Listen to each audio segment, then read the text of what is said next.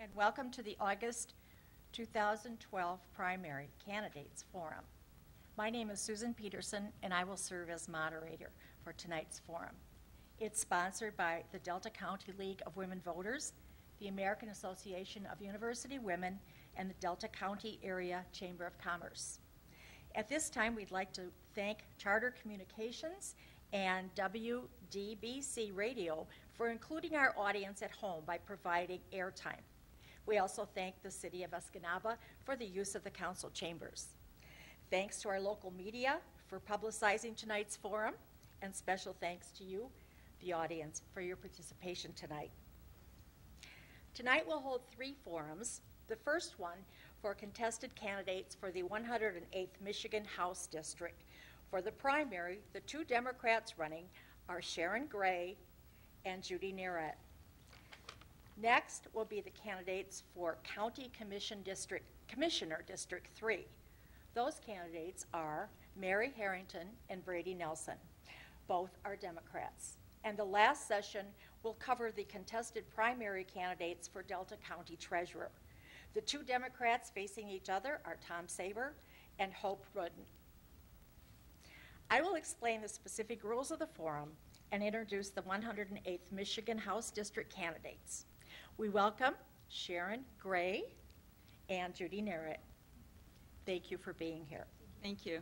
Before airtime, our candidates drew numbers for the order in which they will make their 2-minute opening statements and responses to questions. And this will be a rotating response order. Each candidate will be given 1 minute to respond to each of the questions asked.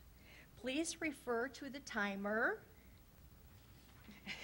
in the front row, who will show you how much time you have remaining by holding up time cards. A beep will sound when your 60 seconds are up. The question will then be asked of the next candidate. The forum will end with each candidate giving a 1-minute closing statement. As this is a forum and not a debate, candidates are asked to respond only to the questions asked by the moderator. You are, however, free to address any appropriate issue during your opening and closing remarks. Audience members are free to submit as many questions as they would like. As many questions as time permits will be read and answered. Now, if our candidates have no questions, we'll proceed with opening statements. Okay? All right, Ms. Gray. Thank you very much. First, I would like to take this opportunity to thank the League of Women Voters, the AAUW, and the Delta County Chamber of Commerce for hosting this event. It's a great opportunity for the voters of this district to be able to hear what the candidates have to say on important issues that could affect you far into the future. A little bit about myself. I'm proud to say that I'm a lifelong resident of Michigan. I live in Rapid River with my husband of 32 years, Bill, where we raised our 2 children. On the professional side, I'm a certified public accountant, and I've been working for an established firm here in Escanaba for about 16 years, which has given me a great opportunity to understand how the things that happen down in Lansing affect us all here at home on a very personal and a very individual level. Prior to that, I founded and operated a small business, which I ran for several years, which also gave me critical insight into what small businesses are facing, not only in this district, but statewide as well. I'm a graduate of Brady Community College and Lake Superior State University. And over the years, I've been involved in several community organizations. I've decided to run for state representative because I think that it's important that the residents of this district have somebody that understands that what happens in Lansing doesn't stay in Lansing. It comes right back here to the people at home. And I would like to put my experience to work for you in Lansing. Thank you very much. Ms. Nerat, welcome. You have the floor for 2 minutes, beginning now. Thank you very much. I'd like to thank the Women League of Voters for this opportunity to share with you the views and opinions tonight. I'd like to tell you a little bit about myself. I lived in Michigan for over 60 years. I've not only lived in Michigan, but I've been in the district for 60 years. Small business owner for 34 years. I was elected and served as a board member on the Menominee County Road Commission for 10 years, appointed to the Commissioners Committee 8 years, lady chair for 4 years, and I did receive a merit award for outstanding service. I was elected and served as a board member on the County Road Association Self-Insurance Fund, which is a workers' comp insurance. I did implement and present to schools in my district in Menominee County, elementary schools, a snow plow safety program, which I did present to the nearly 1,200 children each year. I was a part-time certified nursing assistant, so I certainly understand the needs and the cares of the elderly and also the less fortunate. As of late, I served 1 term in the Michigan House of Representatives for the 108th District. The committee assignments that I was appointed to were agriculture, commerce, Great Lakes and environment, and also transportation. So I do bring to this table a wealth of experience, I should say. Our state is in a crisis. I've made thousands of phone calls and knocking on doors, and this is what I hear frequently. The economy now is at an all-time low. So what are we going to do? They tell me we need more jobs, better paying jobs. We need to restore the school funding. Our children, their education, we got to stop defunding these programs. We have to make them so that when they get out of school, they're ready for the 21st century. Thank you. Thank you. Now we will proceed with questions submitted from the audience. And since the opening statement began with Ms. Gray, we'll now move on to candidate Nerat to answer the first audience question. Could you please list your top 3 social programs provided by the state of Michigan and why you feel they are important? The social programs, Yes. not issues. The writer says the top 3 social programs provided by the state of Michigan. Okay. As far as social programs, I can honestly say that when I do doors or the phone calls or contact constituents, they're mainly interested in jobs, affordable health care. They want to see that our roads are repaired. We need some funding for that, added funding. That hasn't been increased since 1997.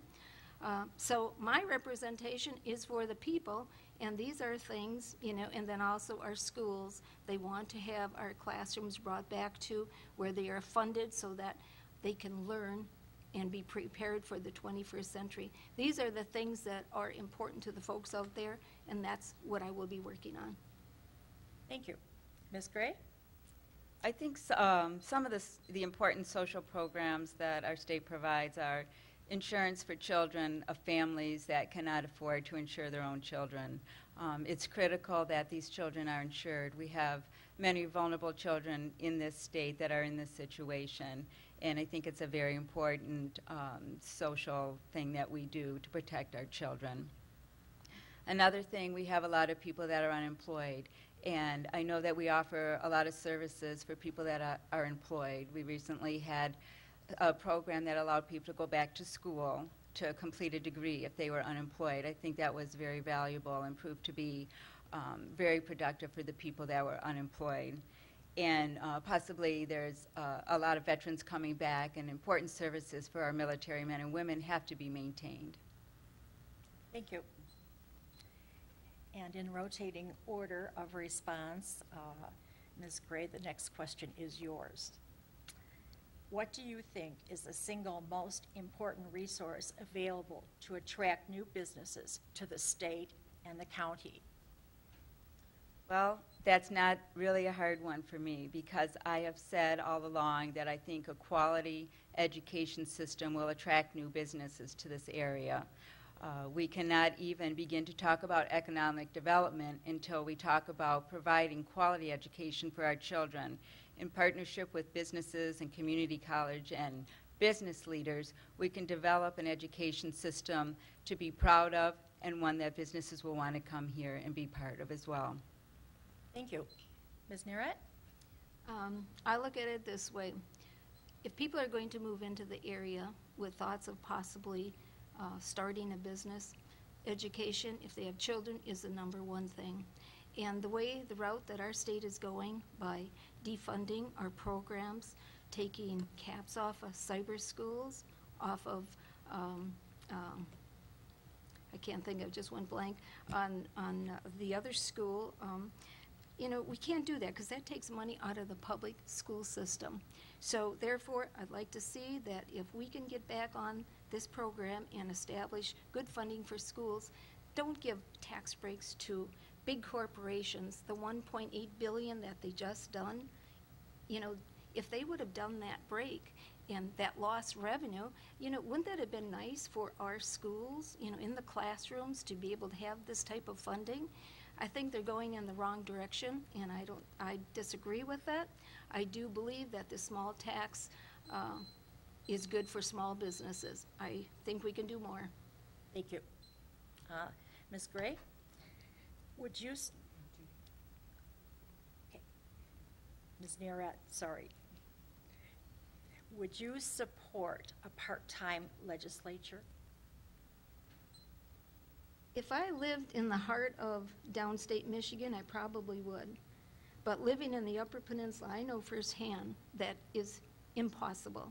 For one thing, from my home to Lansing is a 7-hour drive, stop for gas one time and maybe for a break one time. If you spend any amount of time, it gets added on to 7 hours. When I get here midnight on Thursday night, it's meet and greets, appearances, invites, these type of things on Friday and Saturday. Sunday is my church day and my family day, and Sunday back to Lansing, usually stops in Escanaba for an appearance or an invite, and back there. For the Upper Peninsula folks, I think it's totally impossible because I don't know how you would serve the district. Thank you. And now Ms. Gray. Well, as I've talked to many people of the district, there are many, many issues that they are concerned about. Michigan has full-time problems, and they need a full-time legislature. Thank you. And the next question is for you also. Are you for or against the state of Michigan being a right-to-work state, and why or why not? I am absolutely opposed to Michigan becoming a right-to-work state. I think that every person in this state, and in this country for that matter, has the right to bargain collectively.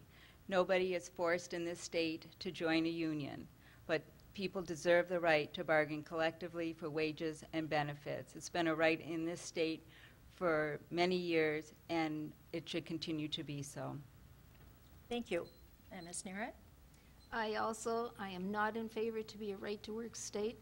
I always, when I meet with different groups, I tell them that way back in the 30s, you know, when the unions have organized, if people were treated fairly back then, but they weren't. They got paid little wages. They put in long days and long weeks. So that's why the unions have organized. I think it's important. I do think that having the unions we need, because compared to other states that are a right-to-work state, it's been proven a fact that their wages are less and their benefits are less. So it definitely does help to have this, you know, intact, and I tell my supporters that I would not vote for a right-to-work state, even though today it's passed the House and it's in the Senate. It's just sitting there. So all the Senate has to do is pick it up and vote for it, and it's in. Thank you. The next question is for you too, Ms. Nerat. The possibility of Asian carp entering Lake Michigan is a real threat. How would you support additional funding for the Fisheries Department? That's a good question. I mean, when I was in the legislature, that's what we worked on, trying to make sure that these Asian carp wouldn't get through and into our territory. But, you know, with the federal government, they totally put the stops up, and they didn't want no part of it. I look to see the damage that this is going to do to our tourism, our fishing, that type thing, if these carp do get into the area. I know that I work very well with the Indian tribes. They have done a nice donation of fingerlings. And I think that our DNR has to get a little proactive in this more so, and I think it would be an idea from them how they feel that we can supply these little fish or supply more fish to our lakes. Okay, thank you. And Ms. Gray. That is a really good question and very important to a lot of people who enjoy fishing in our Great Lakes. It's something that we're well known for, and we'd like to be able to continue to have all the tournaments and such that we have here. Perhaps cooperation between the DNR and various sportsmen's groups who already work very well together can come up with some kind of plan. Funding is going to be a problem. We might have to look at something with our increasing our licensing fees or something for that.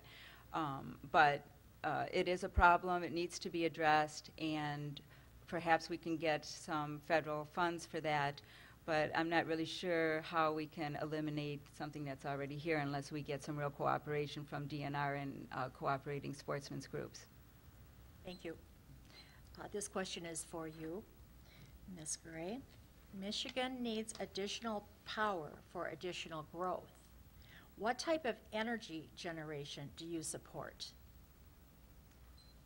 I support green energy, wind energy, biomass, that type of thing. I think it provides a lot of jobs. It's proven in our own district over in Garden Peninsula. We have a wind farm going up there which has provided jobs and will provide energy for the state of Michigan.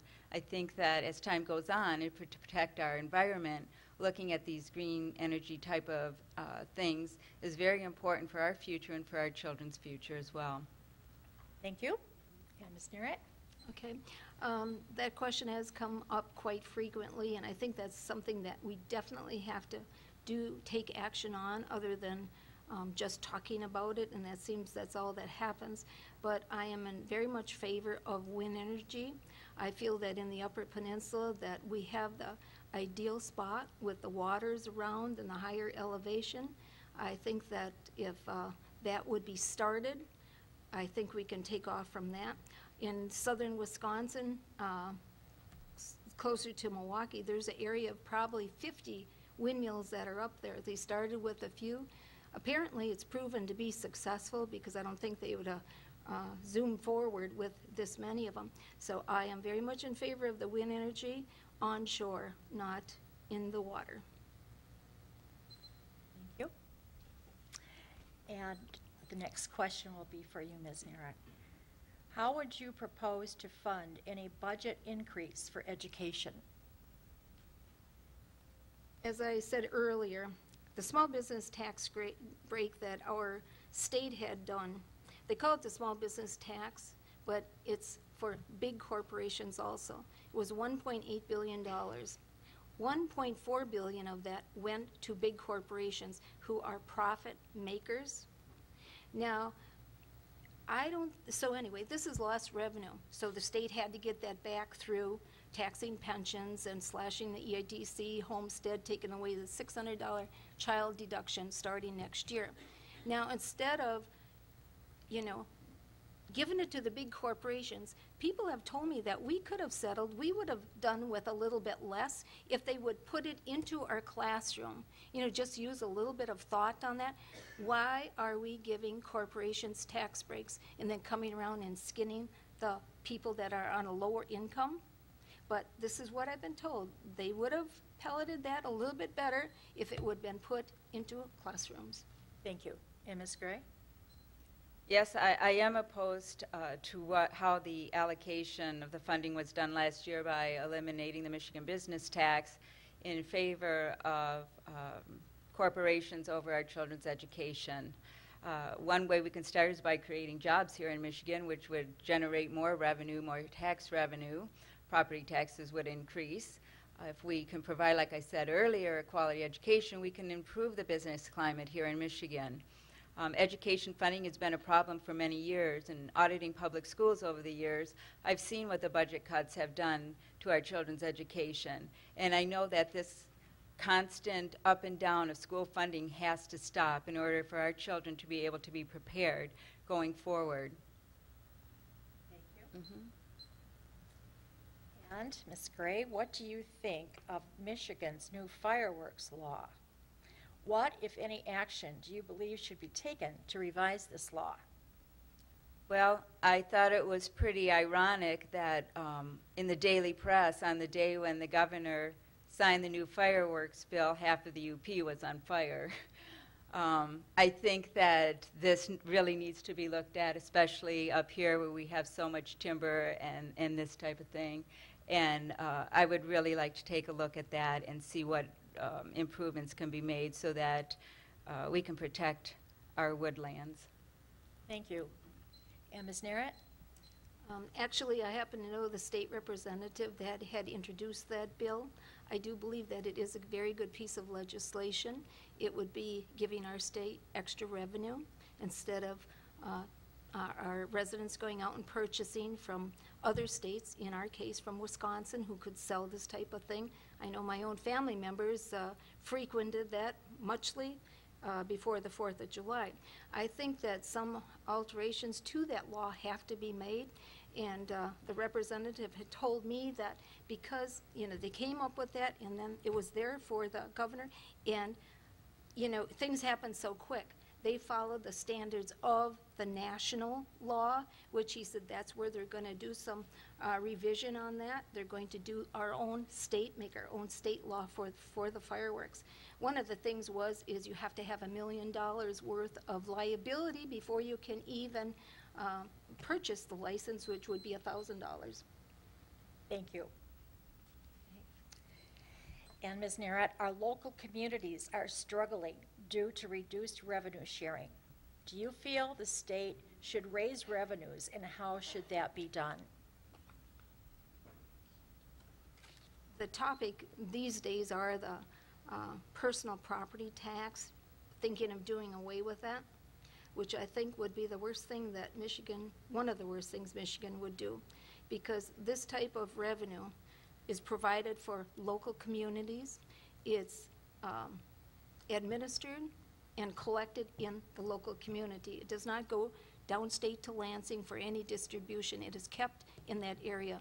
And, you know, just the loss of revenue that our cities and villages and townships have had, that has caused a massive layoff for our police and fire.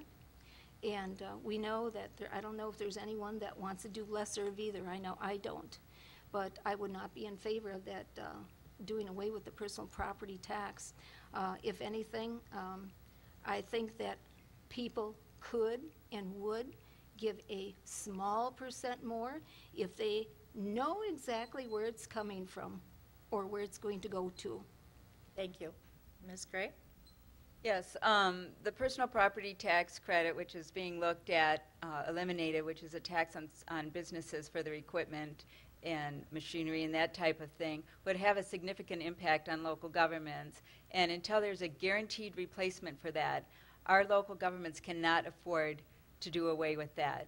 Also, the state needs to honor their payment in lieu of taxes for properties that they've bought. This has been a problem for a lot of local governments over the years. I think if the state has made a promise to these local governments, it needs to be kept. The legislature should not be in the business of breaking promises, especially to our local governments that are trying to provide services for their people. Thank you. The next question is yours. Of critical importance to local employers is local workforce development. What role can you play in workforce development?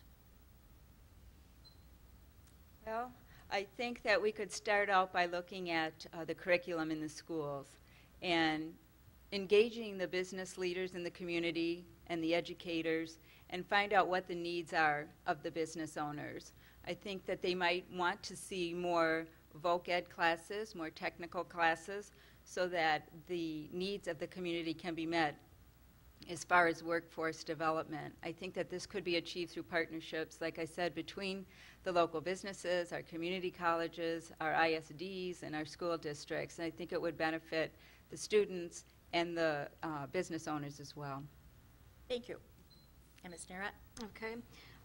The local business development, I truly believe that for small business, yes, small entrepreneurs, small businesses that are having a hard time going, to help them out with the tax break, I think is great.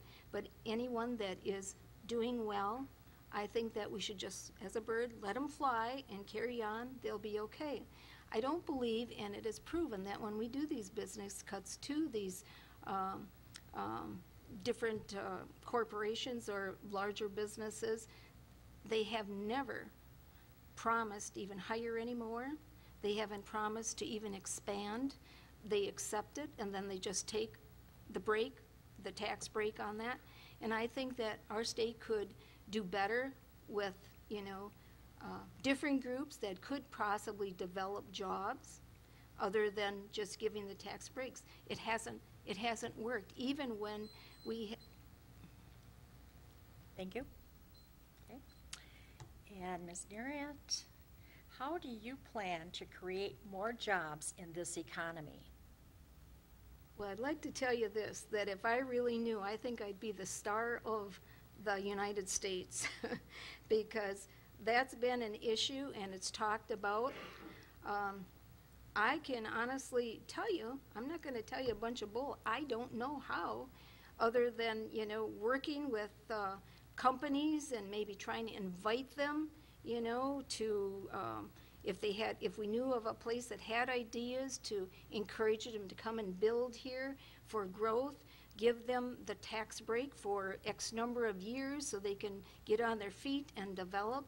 But I just wish I knew, and I'm sure there's a lot of legislators that would like to say the same thing if they had the answer for that. Thank you very much. And Ms. Gray? Well, I think we can start by working on our roads and bridges. Our infrastructure here in Michigan is in dire need of repair, and that would create thousands of jobs here in Michigan and spin off businesses as well. I think it would be a good way to kickstart the economy here in Michigan by fixing our roads and bridges, creating construction jobs, service jobs, different kinds of jobs, and also make it more enticing for businesses to want to come here. And in turn, creating a quality education system, like I said, is important, leading to more jobs. Thank you. We've now come to the final minutes of the forum when each of the candidates will be given 1 minute to make a closing statement. Candidate Gray, you may begin. Well, I'd like to thank you again for hosting this event.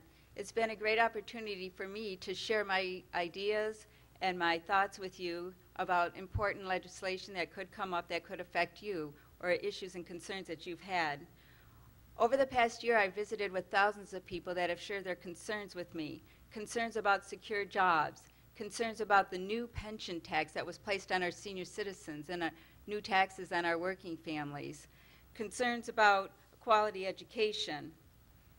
It's also important to ensure that our military veterans have a job to come home to when they come back, and to ensure that important service for them are maintained. I would like to put my experience to work for you so that I can be there when important legislation comes up that's going to affect you and your families.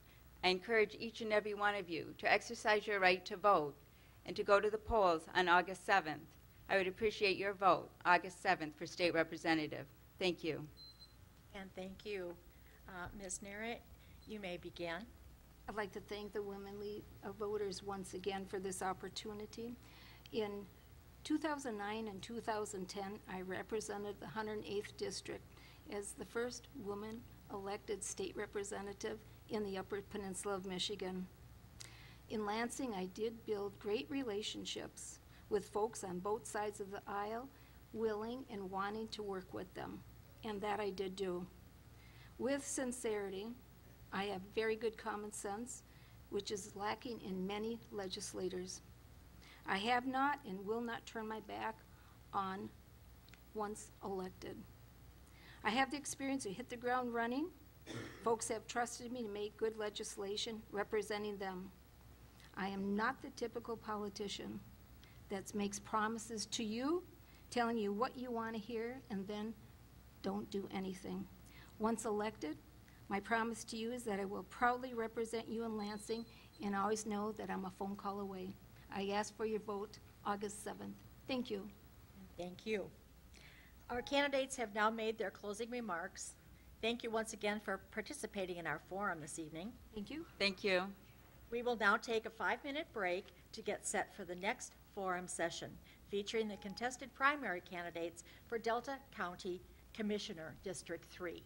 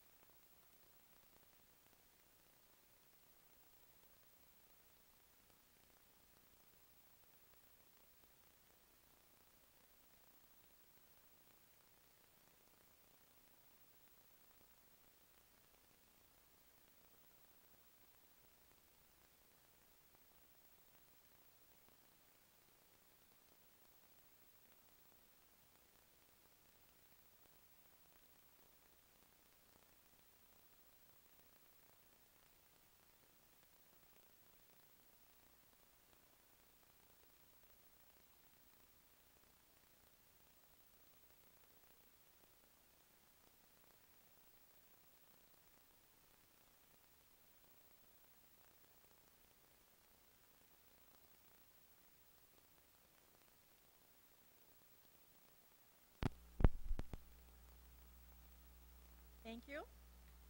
Welcome back to the August 2012 Primary Candidate Forum. This part of the forum engages the contested primary candidates for Delta County Commissioner District 3. I will now introduce the two candidates. We welcome Ms. Mary Harrington and Mr. Brady Nelson. Thank you.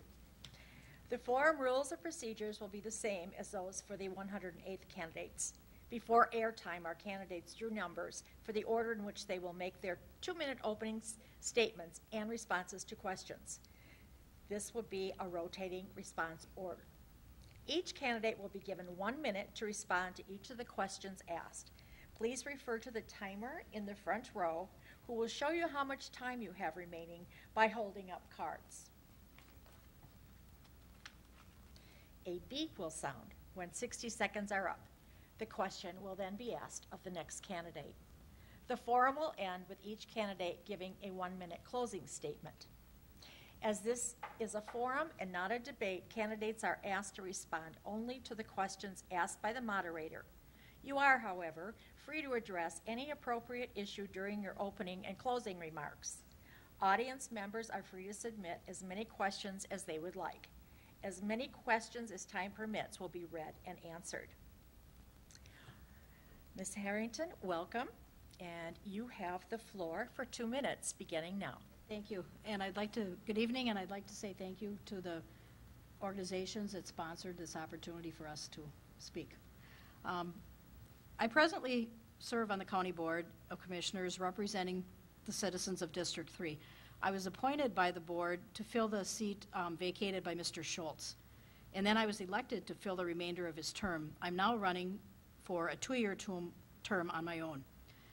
I've devoted a lot of time attending required meetings and also doing my homework beforehand to be sure that when I'm given information before making important decisions, I have the correct information. I've spent 12 years on the Escanaba School Board, where I was involved in personnel, finance, negotiations, and building and grounds committees. I was very involved with the remodeling of the junior high school. I'm a graduate of Northern Michigan University and Bay College. I am currently a registered nurse, and I own a legal nurse consulting business. My medical knowledge has been very valuable serving on the Pathways Board, the Pinecrest Board, and the Delta Menominee District Health Department boards. I also serve on the Parks and Recreations Board and have worked very closely with the Soil Conservation District to revitalize Pioneer Trail and Fuller Parks. I proudly feel they are among the best in the area. I'm only the second woman to have served on the County Board of Commissioners, and I bring a needed and different perspective to this board. I'm very conscientious of my budgetary responsibilities, and we spend our taxpayers' money, and we need to be very cautious on how we do it. I ask for your support in this election, and I thank the citizens for the honor I've had in representing them. I feel a strong local government will help us attract new businesses in our area. Thank you. Thank you. Mr. Nelson, welcome. You have the floor for 2 minutes, beginning now. Thank you, Sue. Again, I'd like to thank the League of Women Voters, the American Association of University Women, and the Delta County Chamber. I appreciate the opportunity to expound our virtues here tonight. I'm Brady Nelson. Presently, I'm the Mayor Pro Tem of the City of Escanaba. I've been on council since 2007, was reelected last year. I would like to recognize my soon-to-be 15-year-old son, Paul Nelson. He's back there with the jacket on and the tie. And no, he's not being punished here tonight. And I embarrass him a little bit because he's my passion and one of 3 loves I have in my life. I have 2 other sons who are trying to eke out a living in this community. I believe in residents of this community. I also believe we have difficulty in our economy. We've had so for a long time, and it's one of the reasons I ran for council. The city was in financial difficulty when I ran. We had a power plant and much passion for that power plant, and at a lot of political risk, which I don't believe in political risk. I believe in doing the right thing. We've worked 5 years to sell the plant. That plant is going to generate $9 to $13 million in biomass fuel that was sent out in coal boats. It's going to maintain those jobs, and this year we gave the residents and the businesses in the county a $1.8 million break in their electrical rates. I've always worked on doing the right thing, not the political thing. I've been involved in banking and finance and economic development for 15 years, 18 years in education. I've served on many communities and civic organizations here. I believe in this community. I thank my proponent. I think she has good intent on everything she does. I think I have good intent. She's going to talk about her virtues tonight. I'm going to talk about mine. And I hope you'll walk away with whatever feelings you have that know we're out to do the best thing. And doggone it, I'm going to try and convince you. Thank you. Thank you. Since the opening statement began with Ms. Harrington, we will now move on to Mr. Nelson to answer the first audience question. The state of Michigan is encouraging shared governmental services. What services, if any, do you believe Delta County could benefit by sharing with other governmental units? Well, one of the problems with government is we have got a business plan that's 100 years old. It may be older than that. I mean, I've fought this with City Hall for some time, and we're financially solvent. I believe we've been the leaders in joint services in Michigan. In fact, the governor came out with the mandate with revenue sharing, which I think our candidates talked about earlier. We've lost over $1 million in the city of Escanaba in a statutory revenue sharing, meaning they're supposed to give it to us. They're supposed to share that, and they've arbitrarily cut it out. It really hurt us in the last 10 years. It hurt us last year. We have been working on shared services, police, fire. We had another issue this year, which the county board did not agree with us, to facilitate the library in the county. We need to look at ways where all municipalities work together to come up with the best ideas and not working on the same plan that we've held to for such a long period. I'm for combined services. It will help the community. It will bring us back to fruition where we can take care of our facilities. Thank you. Ms. Harrington? In Delta County, for years, we have shared services with several other counties. Prime examples of that are the Delta Menominee District Health Department has been a shared partnership for many years, and it does work very well together. Menominee County, Dickinson County, and Delta County own Pinecrest, and we have a cooperative effort there, and it is a money-making venture, and it's been a very good venture. We have also shared services now with Marquette County on our equalization department, and we continue to look for areas where we can share services and save the taxpayers money, providing for greater services for all the counties. Thank you. And the next question is yours, Ms. Harrington. What are the current issues with the county jail, and how would you address them? The county has recently invested probably about $1 million in our old jail. Sometime in the future, and we don't know when that is, we are going to need to build a new jail. That's going to take a lot of thought, where we can safely put it, where we can afford to put it, and it's going to take a lot of thought in how we are going to finance that. But for now, we have gotten more years out of our current jail, and we will look to the future with that. Thank you. Mr. Nelson? Mary's correct. The county board has moved to extend the life of the county jail.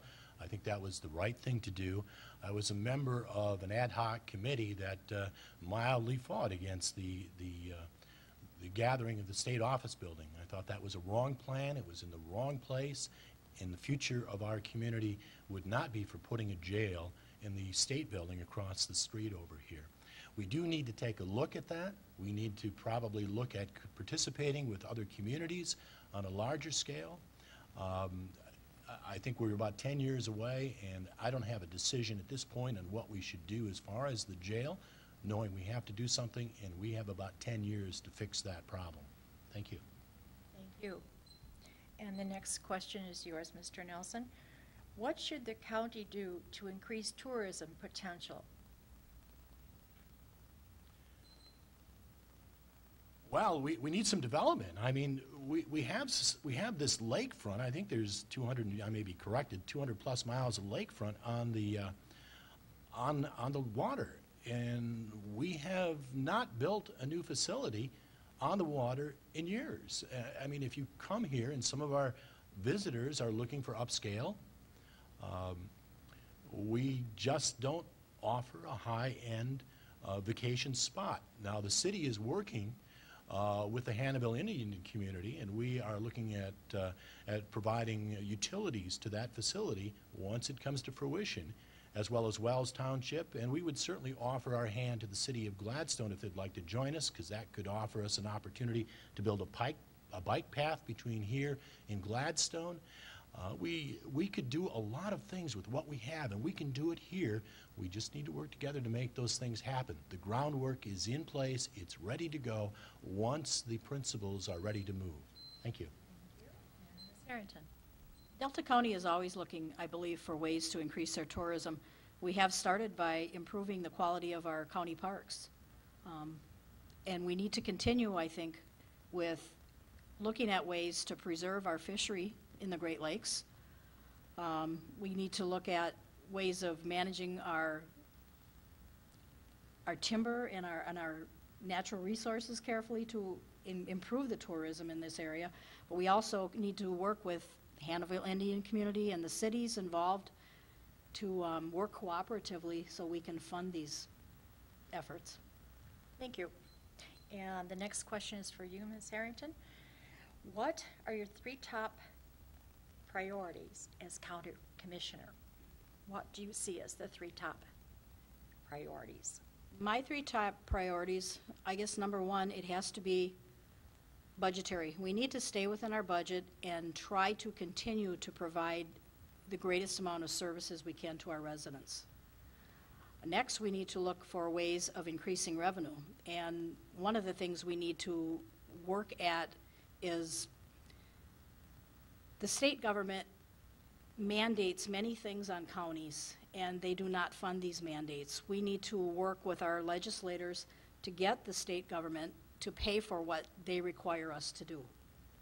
And the third thing, I think, we need to look for opportunities to increase businesses coming to our area.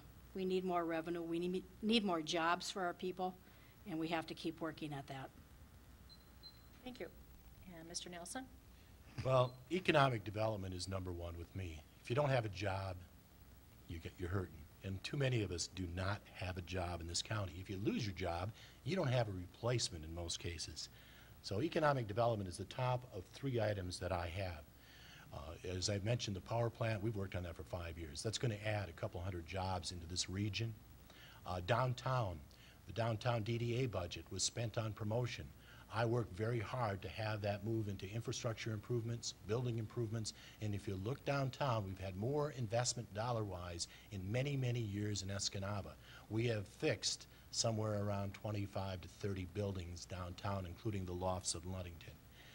The lack of jobs and good-paying, livable wage jobs have led to an increase in crime, an increase in illegal drug use, and it also has led to a decrease in county budgets, which is my 3rd item. And I think we're both in that category. The county budget needs some work. Thank you. Thank you. And Mr. Nelson, do you believe the county board has a role in funding public libraries? Should there be a county-wide millage to support libraries? Why or why not? I'm conservative. I have not been for raising taxes, but I am for providing good quality educational opportunities. I spent 18 years in education. The library is widely held by people in the county. 48% or 49% are from the city. The rest are outside the city limits. There's a demand for the library. It's an important way to fund that. The county used to fund the library, and the only funding that comes now is through the penal fines that are going to the library. We have worked at it at City Council for 2 years. We talked to the county. The county was not amenable to our request for looking at a millage county-wide. I don't have a problem with that, but I hope that the county and the city need to improve relationships to work towards solving this issue, because it is an issue financially for the residents, and it needs to be addressed. Thank you. Ms. Harrington? I have always been a supporter of education. Serving on the school board, I absolutely believe in libraries. When the millage question did come about, the county did work with the city, and there were some changes in wording of how the millage was going to be proposed that needed to be addressed. And when all was said and done, it was the city that backed out of that agreement and decided not to pursue it. you. Next question is for you. The state has recently passed legislation allowing county boards to take over duties of the road commission. Do you believe this is a good idea? Why or why not? I believe that our county road commissioners are elected officials and they do their job well. I don't believe as a county commissioner I have the experience to manage their department as they have done. There's always room for improvement, and one of the main things is they need to get more money from the state. But I don't believe that I can sit in my seat as a county commissioner and tell the county road commission how to do their job. They have to answer to the public on the roads, and I believe that they do a good job doing that. Thank you. And Mr. Nelson?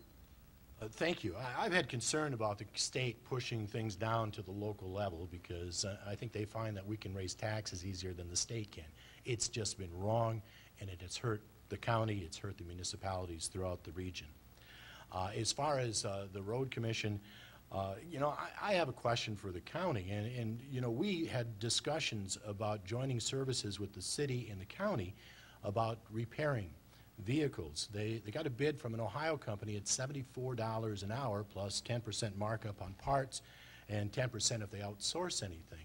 The city gave the county a rate of $49, $25 an hour less than what they were getting from the Ohio company. Two things. Number one, I think there's a savings potential there. Number two, I'm against sending money outside the county if we don't have to. We can do it cheaper by working together in the city. The city, it was quoted in the newspaper from the Ohio company that we were not part of it. Actually, we started that discussion after we were asked. Thank you. Thank you. The next question is for you, Mr. Nelson. Please describe the most relevant issues that you believe your district faces and how you plan to work to solve those issues. I mentioned a few of them. The relevant issues are our economy. I mean, if you take a look at what we have done in the last 30 years, since the closure of Harnish Figure, and I didn't live up here all my life. I couldn't find a job. I left the area and came back. We need to find ways to create employment up here, livable income jobs. We've transitioned from a manufacturing base to a service base. And in many communities, service base means good paying jobs. It doesn't here, though. We have got a lot of retail. We've got a lot of jobs that pay the prevailing wage rate here, which is almost minimum wage. We need to work on addressing that. And I keep hearing all the assets that we do have in the community, and we have a lot of them, but we're not attracting the right business. We have a whitetail park. We're making some improvements now with bringing Wi-Fi in there. We have an industrial park, Ren Zone at the airport. It's been sitting idle for a long time with little exception. We need, as a community to work together, not as individual entities, to bring these businesses in. Thank you. Ms. Harrington? I believe that this community does work well together when we have had opportunities presented to us to encourage local businesses to come here. Sometimes the reason we haven't gotten business opportunities has been totally out of our control. We've worked very hard. The people with the economic development, Vicki Schwab, and those people have worked very hard to bring businesses here. We need to continue the efforts cooperatively. I think one thing we have in our favor here is we do have a stable local government and a stable county commission. We have good services here. We have good, police protection. It's a good area to live and a good area to raise a family. Thank you. Ms. Harrington, how do you propose to balance the needs of county services, such as the prosecutor's office, with budget constraints?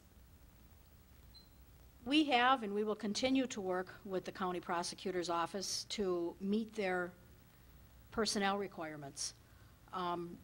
What we are doing and are going to do in the future is sit down with the prosecutor and members of his staff, and I guess the main thing we need to do is have a better understanding of our county budget with these people and help them to help us work within our budget restraints to find ways of more of a reorganization of a department, and that will help that problem out immensely. Thank you. Mr. Nelson? Thank you. The illegal drug problem is one of the top 3 items for me, and I think it's a priority in our community. One of the responsibilities of government is public safety. I think the drug problem has grown out of control. I know in the city the recent marijuana law has put us in a position of defending ourselves, and we're going to be sued in some situations over that law in the enforcement of our zoning. It's a problem. But getting back to the prosecutor's office, it's a priority. It needs to be addressed.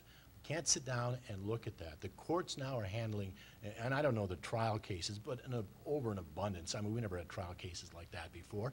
And a lot of that is coming as a result of drugs or related to the drug issue.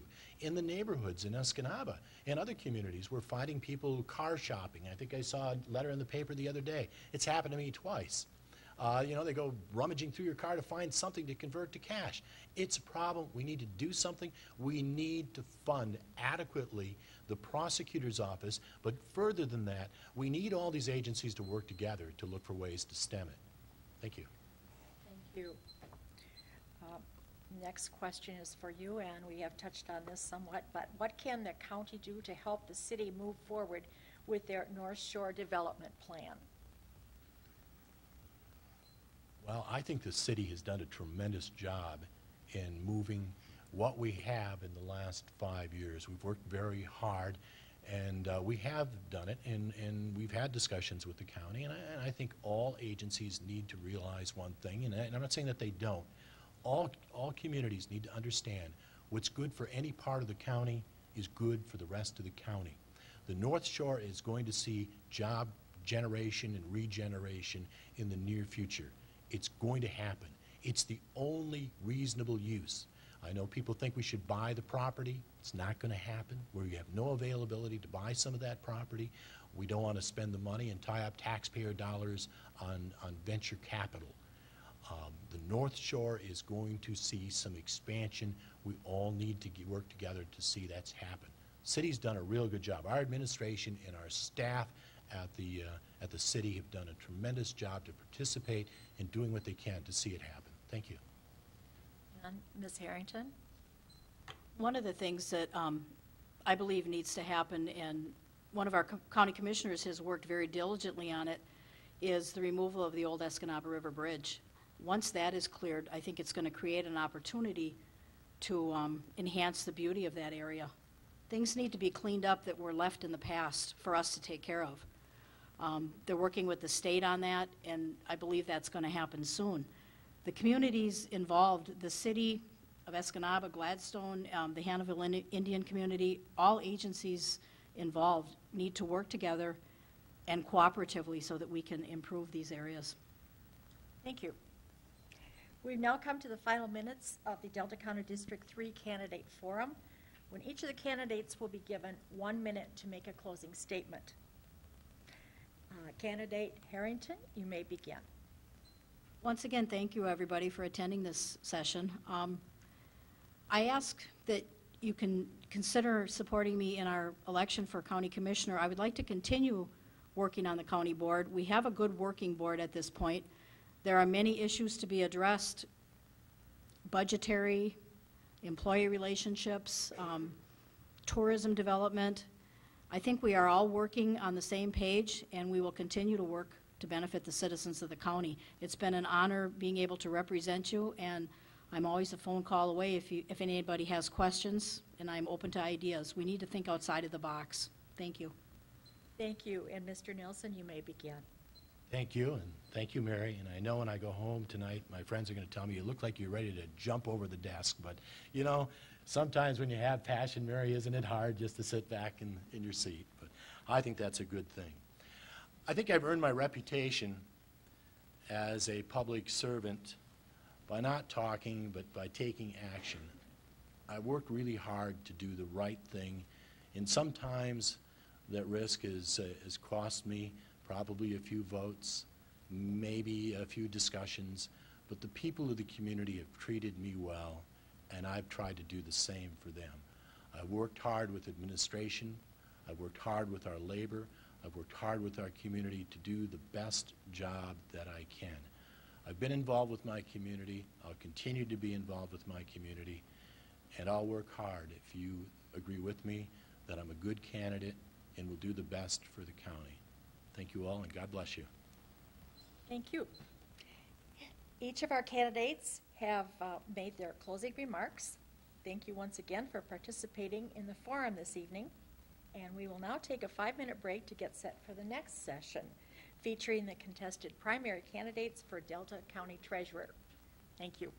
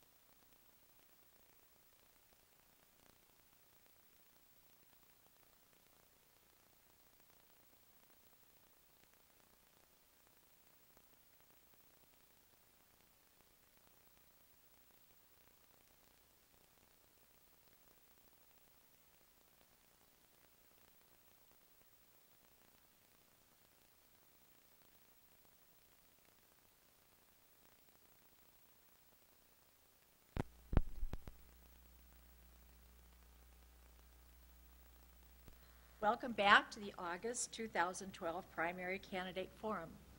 This part of the forum will hear the contested primary candidates for Delta County Treasurer. The two candidates are Tom Sabor and Hope Rudden, both members of the Democratic Party. The forum rules and procedures will be the same as those of the previous segment. We'll begin with each candidate's 2-minute opening statement. And Mr. Sabor, you have the floor for 2 minutes, beginning now. Thank you. As our previous commentators and candidates have said, thank you for the League of Women Voters for putting this on. I am the current Delta County Treasurer. I was appointed by the County Clerk, the Probate Judge, and the County Prosecutor out of 15 candidates in December 2011 to replace the former Treasurer who had retired as of December 31st. At the same time, the Chief Deputy Treasurer retired as of December 31st as well. So when we opened the office on January 2nd, there were all new people in the office. I was born and raised in Northtown, Escanaba, right across the street from the old former Croatian Hall. Many of the old-time people might remember that. I have worked in the area all my life. I've been married for 35 years. In fact, we're celebrating our 35th wedding anniversary on August 6th, the day before. We have 2 children and 1 grandchild. And I am involved in several community groups as well. I have 22 years of experience in my role as a Chief Financial Officer in handling public funds. I've managed and invested public funds on a yearly basis, on average exceeding $22 million. I'm a certified public accountant. I have a master's degree in education administration and a bachelor's degree in accounting. In the short amount of time that the Chief Deputy Treasurer and I have occupied the office, we have already made changes as to how monies are receipted and recorded for deposit, as well as changing how the county does their bank reconciliations by using the existing financial software that's there. In addition, the Chief Deputy and I are using the new property tax collection software that was implemented countywide last year. Thank you. Thank you. Ms. Rudden, welcome. You have the floor for 2 minutes, beginning now. Thank you, everyone, for having me here tonight. I myself am also a lifelong resident of Delta County. Born and raised here. I have 2 beautiful daughters that I've raised, ages 17 and 20. I am very involved in our community, and I spend the majority of my free time volunteering. I have built my career working for Delta County. I have been employed with the county for over 13 years. I take pride in the work I currently do as Chief Deputy Clerk. I am the Chief Financial Officer for all Circuit Court funds, so I work daily with the majority of the accounts of the county, and I have to reconcile monthly with the Treasurer's Office. I have an accounting degree, and I'm the only candidate with a real estate background. I was a licensed realtor for 4 years before prior working to the county. I have the support of my union, the support of the Sheriff's Deputy Association, as well as retired County Treasurer Sandra Buckland. Prior to my role as Chief Deputy Clerk, I held positions as Elections Clerk, and I work closely with the township officials on a daily basis. I have an excellent working relationship with the township clerks, and I'm eager to work with the township treasurers and assessors. If anyone has come to the courthouse, you know it's intimidating, to say the least, for many people. Customer service is top priority in the clerk's office. We have people tell us daily that we are the nicest and the most informative people in the courthouse. My work ethics and customer service will continue my role as the Delta County Treasurer. I thank you for your time and ask you for your support when you vote on August 7th. Thank you. That concludes the opening statements, and we'll now proceed with questions from the audience. Since the opening statement began with Mr. Sabor, we will now move on to candidate Rudden to answer the first audience question with a 1-minute response. What is the role of county treasurer, and what role does the treasurer hold in balancing the county budget? Well, primarily, the county treasurer is to secure county funds and to collect taxes. And as for the county budget, they provide numbers to the board and the administrators, and the budget that they balance as their own within their office. Thank you. Mr. Sabor? The role of the treasurer is the collection of the taxes and the proper receipting of the taxes coming in. In addition, as well as for looking at the budget, it's our own department's budget that we manage and move funds from one to another, making sure that we utilize all the funds from all the various budgets, such as the DTR funds, the land bank fund, and so forth, so we can continue with the services for the county. Thank you. And the next question is for you, Mr. Sabor. How do you propose to maintain a system of checks and balances and accountability within your office and within the county system? The internal control structure that the county has for checks and balances is with the process of receiving the funds in, the bank reconciliations, the accounting programs that are used, and the reports that go to the Board of Commissioners on investing on a quarterly basis. In addition, each fiscal year, the county is audited as required by law.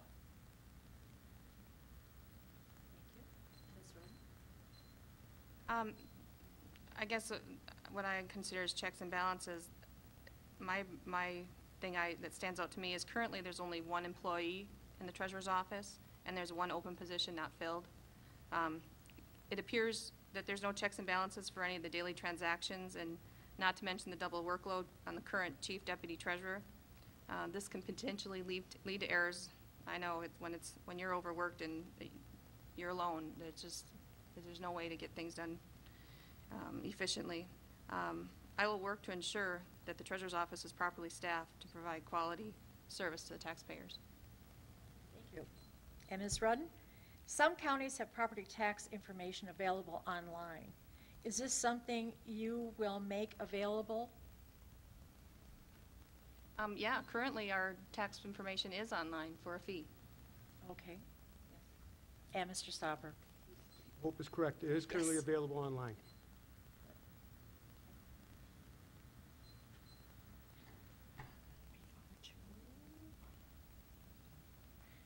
Mr. Sabor, describe your experience developing and monitoring an annual budget. Note in your answer the size of the typical budget and your direct involvement related to budget control. Over the years, I've had to prepare budgets, as mentioned in my opening statement, of $22 million. It's everything from the part that went into a machine, to the salary that is paid to an individual, to the fringe benefit that is associated with that individual. I've had to make sure that the funds coming in more than try to offset the funds that are going out. And that was on a constant basis of monitoring each month to make sure that we are within budget. Thank you. Ms. Rudden? I don't have any experience overseeing a large budget. I've never held a position that does that. I do have input on our budget within our office, within the clerk's office. As chief deputy, I do have to, maintain that, or verify before things are spent that there's money in the line items before they're paid out. But I look forward to handling a budget within my office. Thank you. And this question is for you. The writer says, how will your election benefit me as a Delta County taxpayer? My child write that.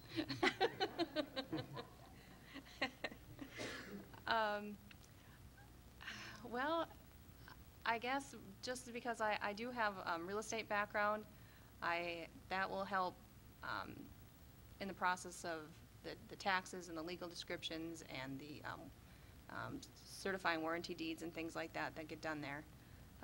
And for the process of helping to get the foreclosure property moving and getting up so it's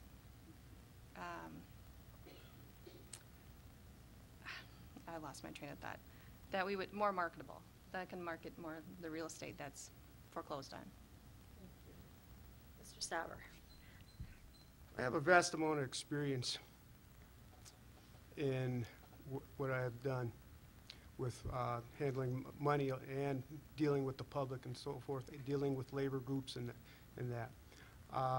My experience when I came into this job was very valuable as we came into it cold, and with some general knowledge that I have and with a lot of help from the employees at the courthouse, some of the local treasurers, I was able to utilize that experience and either get the answer that I need or call somebody that I knew had the answer for that. And even with foreclosures, it's been a learning process for me as well. We try to continue to work with the people to make sure that doesn't happen. We have started payment plans to make them pay. They can pay their property tax over a longer period of time so they can pay it. Thank you. Thank you. And the next question is for you as well. As county treasurer, do you have any ideas to increase revenue without raising taxes? The best way to increase revenue is try to offset some of the needs that you have in the county. Grants are available that you can apply for, one-time grants that you can help offset some of the expenses. With those funds that you're trying to offset those expenses, it can be utilized better. The money funds, the extra funds from that can be utilized to put back into the county to the services to the taxpayers. Thank you. Ms. Rudden? I look forward to working with our board and department heads to find creative ways to increase revenue for our county. I feel I could be an asset to this process. For example, in 2009, I helped design a new court computer system. The system has allowed me to increase the revenue for circuit court by over $20,000 since its inception. We are now able to invoice for balances owed to the county on a monthly basis. We are even collecting old money that we never thought possible 5 years ago. Thank you. And the next question is for you. What specific issues are you concerned about in Delta County and why, as they relate to the treasurer's office? Foremost, I think, foreclosures and things like that. With people having problems in paying their property taxes and things like that is a big concern.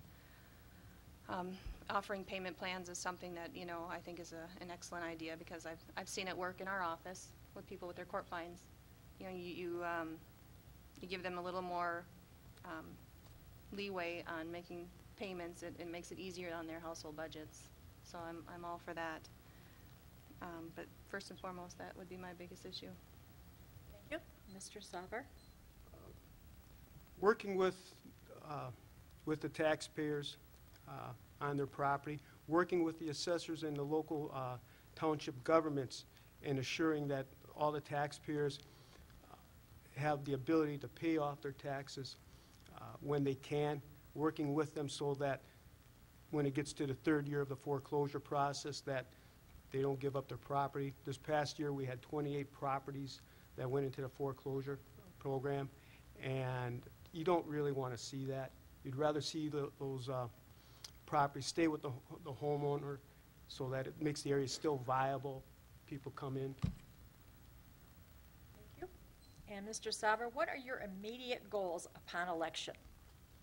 To continue with some of the changes that I'm starting to implement.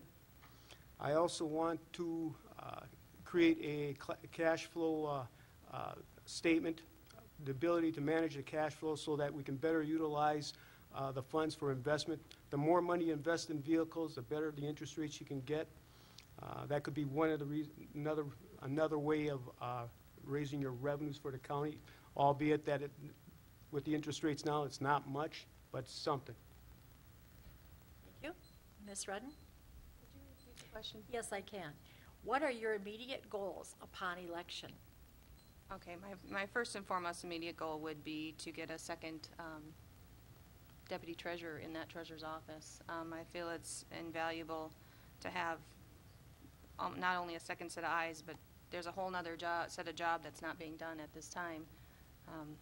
And I think that's the one position that's not being filled was almost like an oversee or an audit to the townships, and we could be losing out on revenue from that. Thank you. And for you as well now, one of the responsibilities of the county treasurer is the investing of county funds.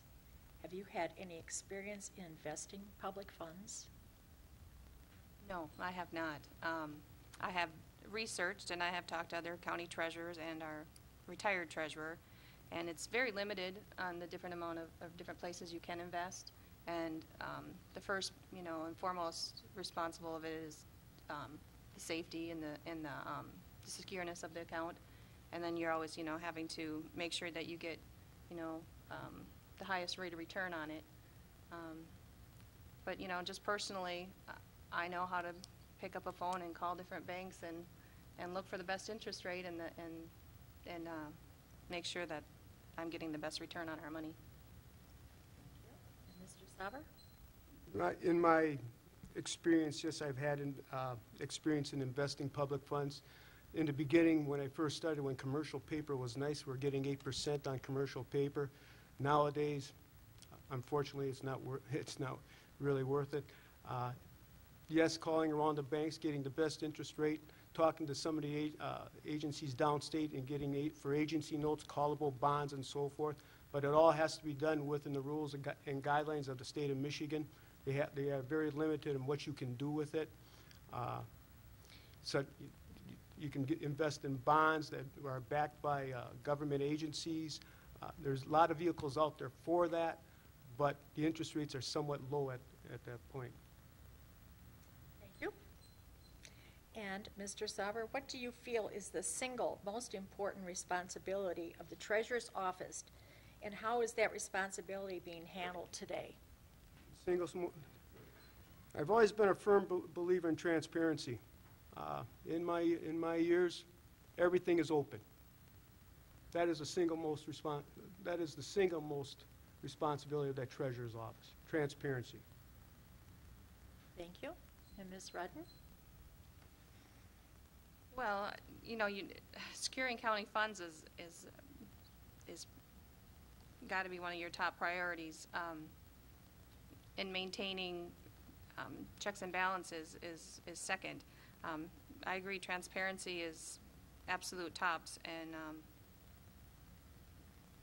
but to me, handling the customers and getting answers for them as needed and reassuring them that no answer is is silly or unimportant, that every good question deserves a good answer. Thank you. And the writer says, why should I vote for you rather than your opponent, Ms. Rudden? Wow, that's just, I don't like questions like this, because I don't feel like I should have to downplay anyone else to rise me above anyone else. I'm a dedicated employee of the county for 13 years, and this is a step in my career, and I want to continue providing quality service to the taxpayers of Delta County. Thank you. Mr. Sabor. Yeah, I kind of agree with Hope that, yeah, this is a very tough one. I've known Hope for quite some time. The only thing I can say is my experience. I've been a public servant for 20 plus years. I want to continue on doing that. I enjoy working with the people over the counter. I enjoy working with the people on the phone. I want to be that public servant. Thank you. And Mr. Sabor, please give 2 examples of how you exercised leadership in the last year. Well, let's put it this way. When I came on January 3rd or January 2nd, and we opened up the doors for the very first time, trying to receipt all the funds in, making sure the journal entries are correct, training the person that has been my chief deputy who was there in all the aspects of the treasurer's office, learning at the same time, both of us, leading by example.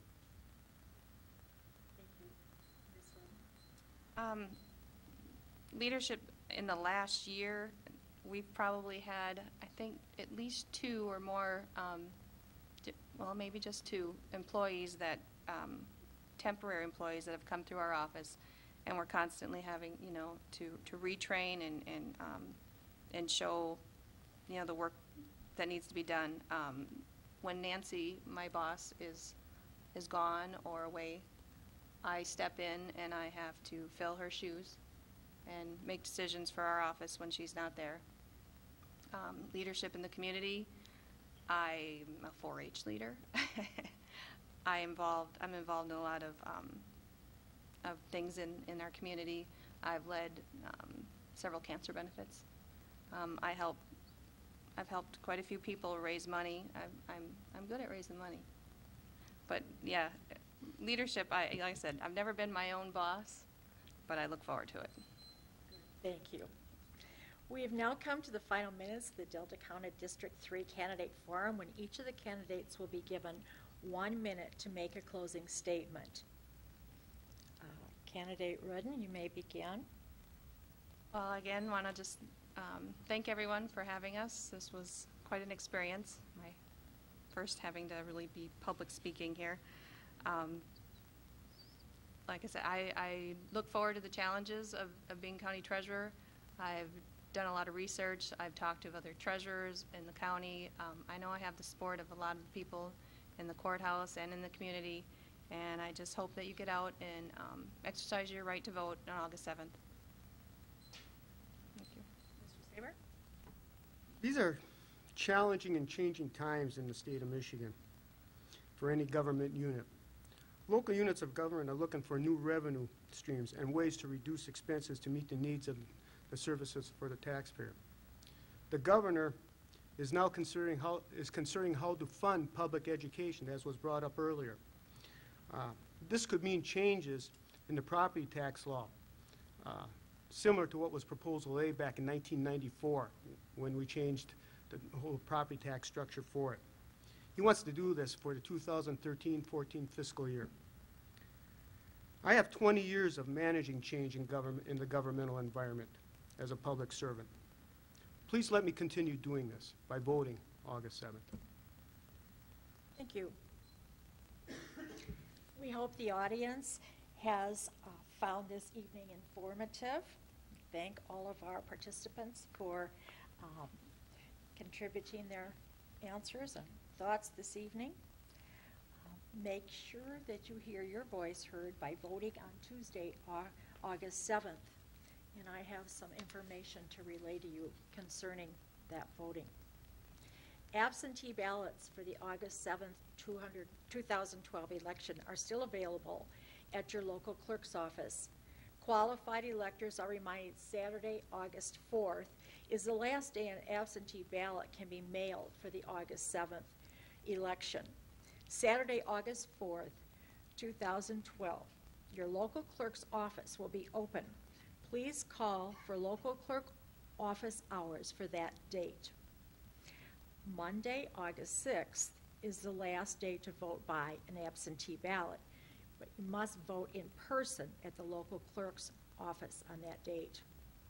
Absentee ballots may be obtained for the following reasons.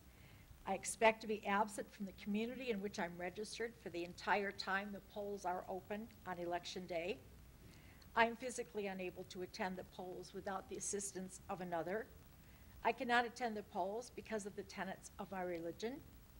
I have been appointed an election precinct inspector in a precinct other than the precinct where I reside. I am 60 years of age or older. I cannot attend the polls because I'm confined to jail awaiting arraignment or trial. Further election information, including sample ballots, can be obtained by calling your local clerk's office. Thank you, and I have a message from the Delta County League of Women Voters.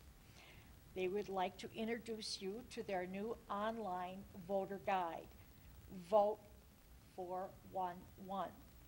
Vote 411 is a one-stop shop for nonpartisan information on elections and candidates. By inserting your address, you can view your personalized ballot. Check it out at vote411.org.